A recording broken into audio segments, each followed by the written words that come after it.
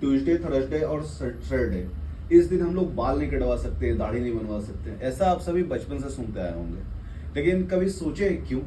सोचे तो होंगे ही, क्यों क्यों ऐसा बोला जाता है? मम्मी हमेशा इस बात पे डांटती है। फिर शाम को बाल दाढ़ी नहीं बनवा सकते, ये भी सुनते आए होंगे।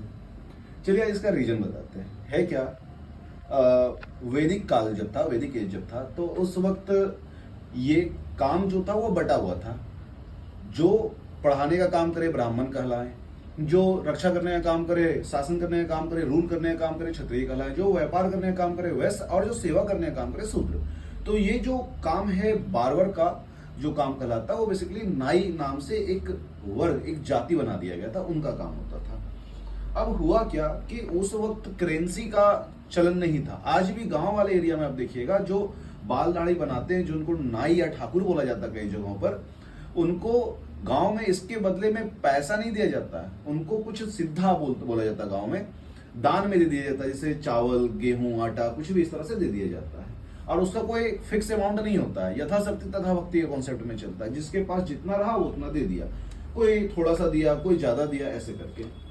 तो उस दौर में क्या था कि ऐसे ही उनके ऊपर वर्कलोड हो जाता था कि भाई आज इसके घर में जाके बनाना, कल इसका दाढ़ी वाल बनाना, कल उसका बनाना है। तो वैसे में नाई बिरादरी ने क्या किया, एक नियम बना दिया, जो अपर कास्ट के होंगे वो एमडब्ल्यूएफ में हजामत बनवाएंगे और टीटीएस में लोअर कास्ट वाले। समय के साथ क्या है कि ये अपर लोअर का कॉन्सेप्ट लोग भूल गए, बस याद रह गया कि हाँ एमडब्ल्यूएफ में बाल बनवा सकते हैं, टीटीएस में नहीं बनवा सकते हैं। फिर जो सांबला कॉन्सेप्ट है, उस वक्त तो दिया जलता था, उस वक्त इस तरह का लाइट तो होता नहीं था, तो दिए की रोशनी में बाल अगर काटेंगे तो कितना बेहतर कटेगा। तो इस तरह की समस्याओं की वजह से नियम बन गया कि रात में भी बाल दाढ़ी नहीं बनाया जा सकता है। और पीढ़ी दर पीढ़ी चलते आया, लोग कारण भूल गए उसके पीछे का, बस नियम याद रख लिए, और यही चीज आज भी चल रहा है। आप ही सोचो, क्या परमेश्वर या भगवान चाहेंगे कि जो लोग हैं, मतलब हम जितने भी लोग हैं, हम लोग क्या है, भगवान के संतान एक तरीके से, तो वो चाहेंगे कि उनका बच्चा गंदे से रहे, अनहाइजीनिक रहे, नाखून लंबा लंबा हो जाए, बाल लंबा लंबा हो जाए? ऐसा तो नहीं ना चाहेंगे।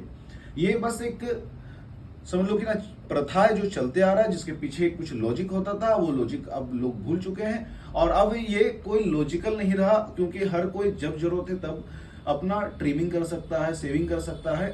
उसके लिए जरूरी नहीं कि एमडब्ल्यूएफ, टीटीएस, ऐसा कोई जरूरी नहीं है अब। ठीक है, ये मेरा ऑब्जर्वेशन है।